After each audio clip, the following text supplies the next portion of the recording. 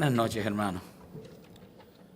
Inclinamos el rostro, aprovechamos y oramos, Señor Dios del universo, Padre eterno, a ti, oh Padre, pues te dedicamos esta noche y te pedimos que tu Santo Espíritu sea con cada uno de nosotros, que nos instruya en esta tu palabra que vamos ahora a ver, una porción de la misma, Señor, para que nosotros podamos regocijarnos por ella. Ayúdanos, Padre, a ser cada día más como Jesucristo, tu Hijo. Te lo pedimos por nuestro Salvador, Jesucristo mismo. Amén. Siéntense. Vamos a tener aquí un momentito de reflexión. Ya que no vamos a tomar una prédica muy larga. Hoy vamos a tratar acerca de noticias. Todos ustedes conocen cuándo han tenido respuestas, noticias o expresiones que han sido las más agradables o las más importantes en sus vidas. Si le damos para atrás, cada uno de nosotros va a recordar una. Pasaste el examen, ¡wow! Esa es una. Otra. ¿Te quieres casar conmigo? Y te dice, sí, quiero. ¡Oh, esa es otra! Otra. Estoy embarazada. Eso es una notición. Cada cosa hay de esas que han impactado nuestra vida. Ahora, no necesariamente una noticia nuestra ha salido de nuestro ámbito personal y ha impactado a otras tantas personas. Pero hay noticias que se han dado en el mundo que han impactado a toda la humanidad. Hay dos. Especialmente hay dos noticias que han sido las mayores noticias dadas en todos los tiempos. Ustedes se podrían imaginar cuáles son esas noticias. Sí, dime una, a ver. No, yo me conformo con dos. Dime la primera, a ver. ¡Oh! Os ha nacido hoy en la ciudad de David un Salvador que es Cristo el Señor. Anteriormente a eso no ha habido noticia más grande en el mundo. No la ha habido. Y miren que la otra también fueron portadores los ángeles, o al menos un ángel. Estas dos noticias que ha recibido la humanidad también son noticias de gran gozo. Y nosotros los creyentes, más que ninguno, pues nos alegramos por ellas. Esa fue la primera. ¿Por qué? Porque luego que el hombre pecara y fuera destituido de la gloria de Dios, de estar ante su presencia, y peor aún, de haber recibido la muerte como paga, como consecuencia de su pecado, una muerte que fue transmitida a toda la descendencia de Adán, por cuanto él pecó, un pecado que sencillamente no podía ser perdonado sin que alguien pagase por él. Pero ¿cómo un pecador podía pagar por su pecado si ya era pecador? ¿Cómo yo puedo pagar por una deuda si lo que tengo es una deuda? Era imposible. Entonces, en este caso, se necesitaba un hombre libre de pecado que pagase por el pecado de otro, pero en este caso también sería por el de toda la humanidad. Porque en caso contrario, entonces nos hubiésemos encontrado que la justicia de Dios no se estaba realizando. Y la justicia de Dios se iba a quedar sin satisfacción. Y sabemos que Dios es un Dios justo. Y Dios no miente. Y que dijo que la paga del pecado era la muerte. Entonces Dios no podía echarse para atrás. De alguna manera había que satisfacer la justicia de Dios. Pero entonces el Padre se estaba encontrando con esta disyuntiva. Y es interesante imaginárselo. O condena a toda la humanidad nacida de Adán, con el castigo eterno, o traería al mundo a alguien justo que no conoció pecado, para que habiendo cumplido la ley, porque nacido bajo la ley, cumpliría la ley, fuese a morir en el lugar de los pecadores. Esto, como dice bien claro la palabra, para el hombre era imposible. Pero no para Dios. Dios mismo en la persona del Verbo, se encarna, como bien dice la palabra, y el Verbo se encarnó, se hizo carne y habitó entre nosotros. Pues se encarna y como hombre llena las condiciones de Dios tal como Él lo hizo. Dice en Primera de Pedro 2:24, Él mismo llevó nuestros pecados en su cuerpo sobre la cruz, a fin de que muramos al pecado y vivamos a la justicia, porque por sus heridas fueron ustedes sanados. Nosotros fuimos sanados, pero fue ¿por qué? Porque Él cargó con toda mi pestilencia, con todo mi pecado. Él, y solamente Él podía hacerlo. Entonces Dios en su amor, en su misericordia que tenía para con nosotros, promete ese Salvador, pero desde el inicio de Génesis se está prometiendo ese Salvador por medio de los profetas. La venida de un Mesías, la venida de un Salvador, aquel que vendría siendo justo y sin pecado, que se haría por nosotros, por nuestra rebeldía, que nos conduciría a la salvación. En otras palabras, Dios nos había prometido el Cordero de Dios que le quitaría el pecado del mundo, así como reconoció Juan el Bautista en la figura de Jesucristo, y así mismo lo declaró. Y este primer anuncio que nosotros escuchamos ahorita, os ha nacido hoy en la ciudad de David un Salvador que es Cristo el Señor, es con el que se daba inicio a la realización del plan más maravilloso que la humanidad pudo haber disfrutado. El plan de salvación para la humanidad por parte de Dios. Salvación para el hombre. Pero aunque la llegada del Mesías, cuando llega, no fuese entendida en toda su magnitud por todos, ni por sus más allegados colaboradores, por sus discípulos, que después fueron sus apóstoles, algunos de ellos. Mira, ni tan siquiera por su familia en un momento dado fue entendido o entendida la misión que tenía Cristo como el Mesías, y lo tildaron de persona enajenada.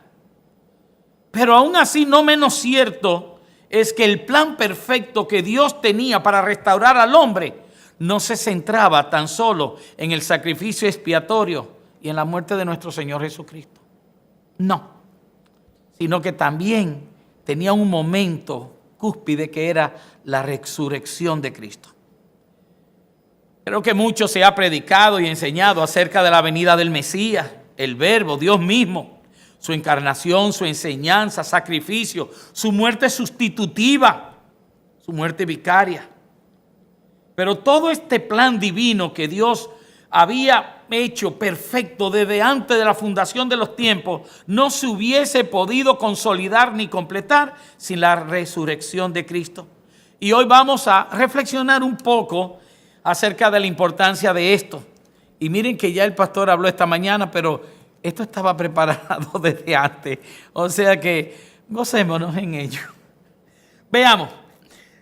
De tal manera que yo creo que aquí es que vamos a entrar con la segunda noticia o el anuncio más grande que ha recibido la misma humanidad también, dada por parte de un ángel. Y la vamos a encontrar en Marcos 16:6. No lo busquen, que dice: mas él les dijo, no os asustéis, buscáis a Jesús Nazareno, el que fue crucificado, ha resucitado, no está aquí. Mirad el lugar en donde le pusieron.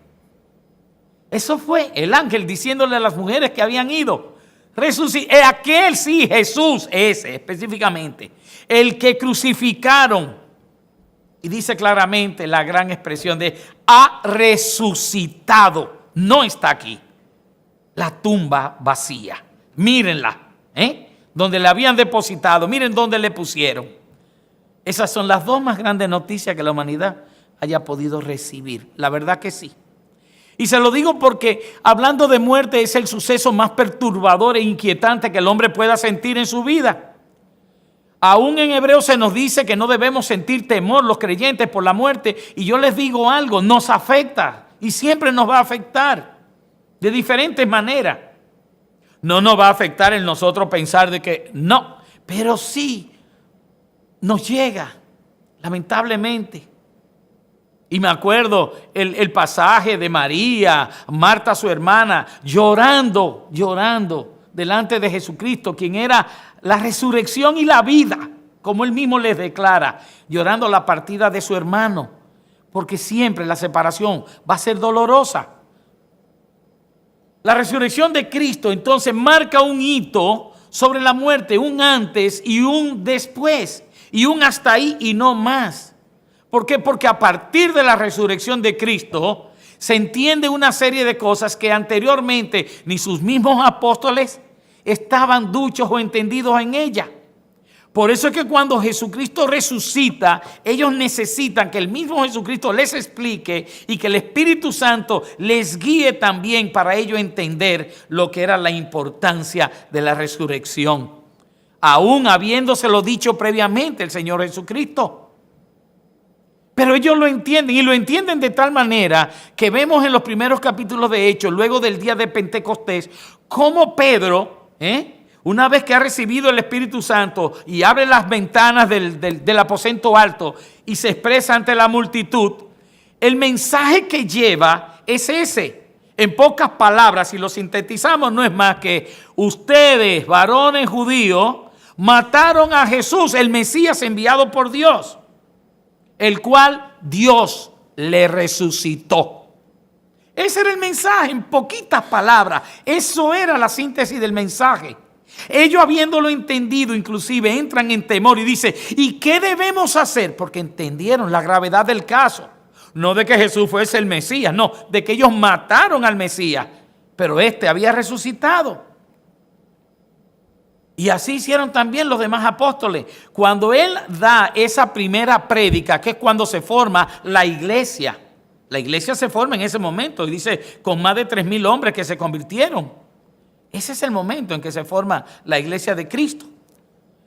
A partir de ahí, esa fue, les diría yo, una de los principales anuncios dentro de la predicación evangelística de los apóstoles. Si nosotros nos vamos a ver el apóstol de los gentiles, que fue Pablo, vamos a ver que el evangelio que Pablo predicaba estaba basado también en lo mismo. Y decía en 1 Corintios 15, que le hemos estado leyendo estos días, además os declaro, hermanos, el evangelio que os he predicado, el cual también recibisteis, en el cual también perseveráis, por el cual asimismo, si retenéis la palabra que os he predicado, sois salvos. Si no, creísteis en vano. Miren la advertencia tan solemne que le hace. ¿Ok? Porque primeramente os he enseñado lo que asimismo recibí. ¿Y de quién lo recibió? Él no lo recibió de hombre alguno. La enseñanza que él tenía la recibió del mismo Señor Jesucristo. Y él así lo atestigua. Os he enseñado lo que asimismo recibí, que Cristo murió por nuestros pecados conforme a las Escrituras, y que fue sepultado, y que resucitó al tercer día conforme a las Escrituras. Tanto su muerte conforme a las Escrituras, su sepultura también, y resucitar al tercer día de entre los muertos, todo no era más que el cumplimiento ¿de qué? De las promesas hechas de parte de Dios al hombre, a su pueblo, por medio de los profetas. Todo eran profecías. Cada vez que dice, según las Escrituras, es lo que había inspirado el Espíritu Santo de Dios a los profetas a escribir, a decir. Y eso era. Todo se daba de acuerdo a las promesas de Dios. Y una vez que todos los apóstoles entendieron esto claro por la acción del Espíritu Santo, por las explicaciones del mismo Jesucristo, pues esto de la resurrección de Cristo fue la espina dorsal de la predicación del Evangelio. Nosotros no podemos creer en un Jesucristo muerto. No, por amor de Dios, es imposible.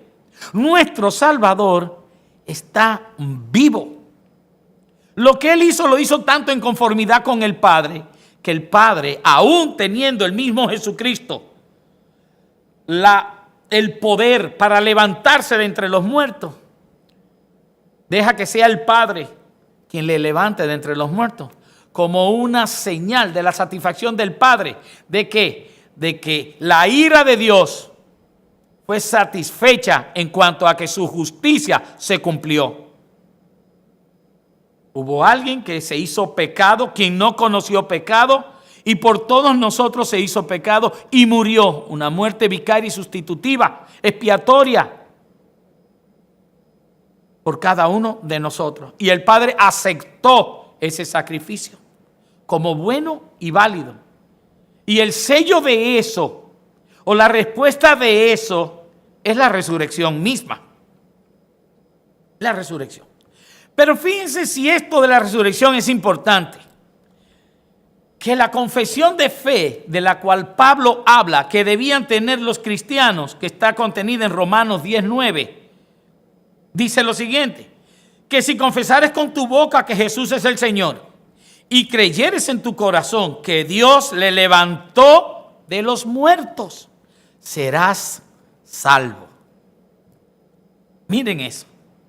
En el evangelio de Pablo, ese evangelio que Pablo predicaba, había que atestiguar sencillamente tres cosas, y esas básicas eran: primero, que Jesús era el Cristo, el Señor, el Mesías. Era lo primero, que Jesús es el Señor, lo primero. Lo segundo, que fue muerto por nuestros pecados. Eso fue. Y lo tercero es que Dios le resucitó al tercer día, conforme estaba escrito. Que Jesús es el Señor, que murió por nuestros pecados y que Dios le resucitó de entre los muertos. ¿Qué otra doctrina? Básicamente esa es la confesión de fe. Y dice muy claramente: si esto crees, si esto confiesas con tus labios y creyeres en tu corazón, serás salvo. ¿Hay alguna otra condición? No, lo dice Pablo. Algunas verdades que se pueden derribar entonces, o que pueden ser derribadas, se me enredan las doble R, de la resurrección de Cristo. Bueno, es que lo primero que habíamos dicho es que es una verdad fundamental en nuestra fe y sin la cual ninguno de nosotros seríamos salvos. ¿Por qué? Porque nuestro Salvador estaría muerto y nuestro Salvador fuera un mentiroso. Porque nuestro Salvador dijo que a esa generación perversa no le sería, pedían señal y no le sería dada ninguna otra señal que no fuese la de Jonás. Que así como permaneció 3 días y 3 noches en la barriga del pez, así estaría el Hijo del Hombre en la tierra 3 días y 3 noches. Indicando el periodo y qué tiempo la tierra lo tendría, la tumba lo tendría. 3 días y 3 noches, no más de ahí. Si todavía estuviese él en su tumba, entonces hubiese sido un mentiroso, no hubiese sido el Hijo de Dios, no hubiese sido Salvador, no hubiese tenido poder para librarnos del pecado. Nosotros no tendríamos esperanza en una vida eterna, ni en la resurrección nuestra, si Cristo no resucitó. La muerte sin resurrección de Cristo hubiese sido un fracaso total. Y Pablo es muy explícito, muy claro en explicarlo. Y dice: si Cristo no resucitó, vana es entonces nuestra predicación y vana también vuestra fe. Así mismo lo dice. Y lo dice 2 veces, en el 14, en el 17. Y si Cristo no resucitó, vuestra fe es vana, aún estáis en vuestros pecados. Miren la importancia que tiene la resurrección. No el dormir, no. Porque hay un concepto muy divorciado de la verdad en algunas sectas que dicen que el hombre duerme sencillamente. Cuando está muerto duerme y los que son llamados a Cristo son los que despiertan y los demás se quedan dormidos, lo cual no es verdad. La expresión de dormir es para hacer una diferenciación entre aquellos que primero han estado muertos espiritualmente, están muertos en sus tumbas ahora y les espera la muerte eterna. Vamos a ser claros. Aquellos que están en el Señor, dice, han pasado de muerte a vida. No están muertos. Además, ¿dónde está el que muere con Cristo? Ahí está el cuerpo y el alma. ¿Dónde está? Tiene que estar en la presencia del Señor, como decía Pablo. Morir ahora y estar delante de Dios, delante del Señor. Entonces, ¿qué es lo que tenemos? Bueno, que si hay algo incorpóreo en cuanto a físico se refiere delante del Señor, es una cosa. Pero que nosotros pensemos que yacemos en una fría tumba durmiendo junto con un cuerpo en descomposición, pues creo que no. En ningún momento la palabra nos dice eso, todo lo contrario. Qué terrible fuera la realidad si Cristo no hubiese resucitado. Es por eso que la muerte en la cruz fue la entrada, vamos a llamarlo la puerta, que dio acceso a la salvación a los hombres, a la humanidad, por medio de la resurrección de Cristo. ¿Entienden eso? La puerta fue la muerte en la cruz. Esa es la puerta. Y da acceso a la salvación por medio de ¿qué? De la resurrección en Cristo. Ya que no nos podemos detener tan solo ahí. Bueno, visto lo primero, vamos a ver qué otro significado también tiene lo segundo. Y voy a ser rápido. En cuanto a que creo que son 7 puntos. Lo voy a ir enunciando. No necesariamente tenga que leer de dónde saqué las citas bíblicas. Bueno, dice, por medio de la resurrección se da fiel cumplimiento de lo anunciado por los profetas. Ya lo oyeron ahorita. Y por el mismo Jesús acerca de su muerte y resurrección. Donde él hablaba de la señal de Jonás, etcétera, y donde desde Oseas decía, y 2 días estará muerto, 3 en la tumba y resucitará el tercero. Todo ese tipo de cosas, Isaías, todo eso indicaba que el Señor iba a morir y a resucitar. Eso era. En segundo lugar, la resurrección testifica que Jesús es el Hijo de Dios y el poder que Dios tiene sobre la muerte. Romanos 13 dice acerca de su Hijo, nuestro Señor Jesucristo, que era del linaje de David, según la carne, que fue declarado Hijo de Dios con poder, según el Espíritu de Santidad, por la resurrección de entre los muertos. Ahí encaja muy bien. Tercero, prueba que todo lo que dijo y afirmó de sí mismo es verdad. Que esto no mintió por más que pareciesen imposibles sus palabras. Nunca. Y todo lo que dijo es verdad.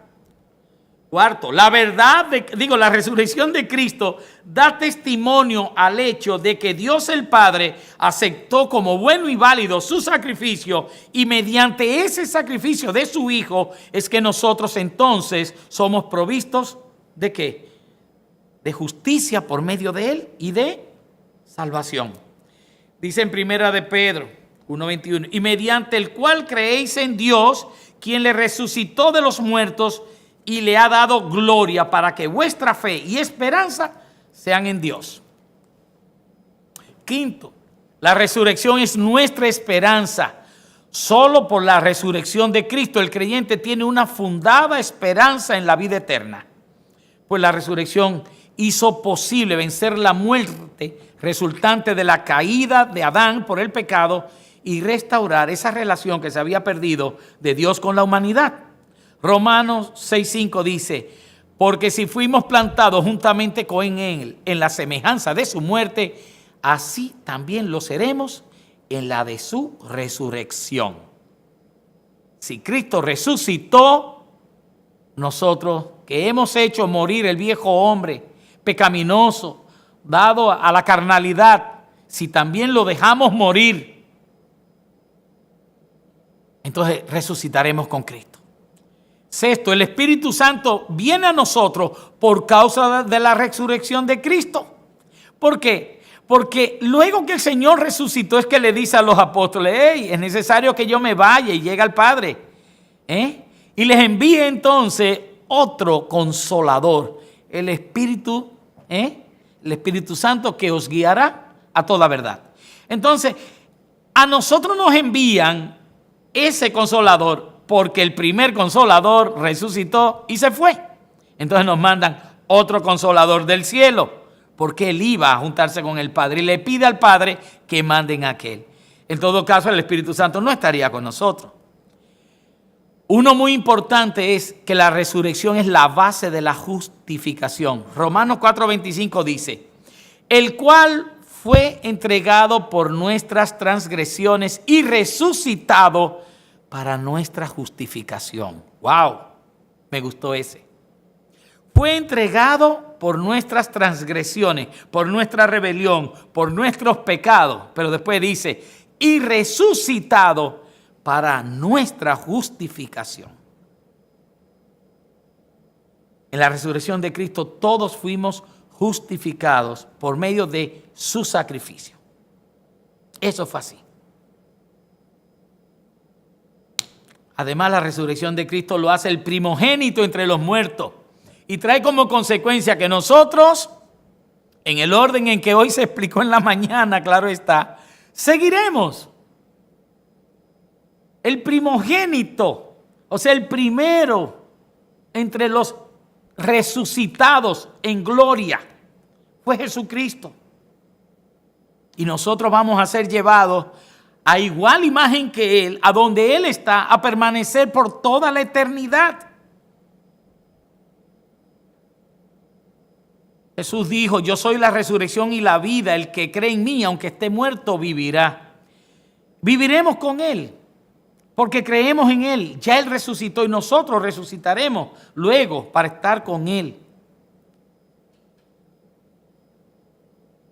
Ya el último dice, el Evangelio sacó a la luz la vida y la inmortalidad.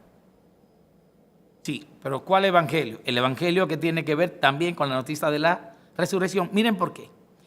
La resurrección de Cristo nos da una revelación muy especial a nosotros.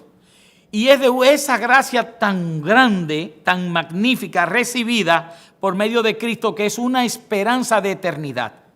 Dice en Salmo que el Señor puso en nosotros anhelo de eternidad. ¿Se acuerdan? Pues entonces, ese anhelo de eternidad es porque el hombre no nació para perderse, para detener su tiempo y no ser nada. Y el hombre tiene eternidad, o eternidad en vida o eternidad en juicio, pero tiene eternidad. Esperemos que todos nosotros la tengamos en vida. Pero aún así, miren lo que dice la palabra en 2 de Timoteo 1:10. Ahora ha sido manifestada por la aparición de nuestro Salvador Jesucristo. O sea, está hablando por la misma resurrección que Él, el cual quitó la muerte y sacó a la luz la vida y la inmortalidad por el Evangelio. Eso es importantísimo.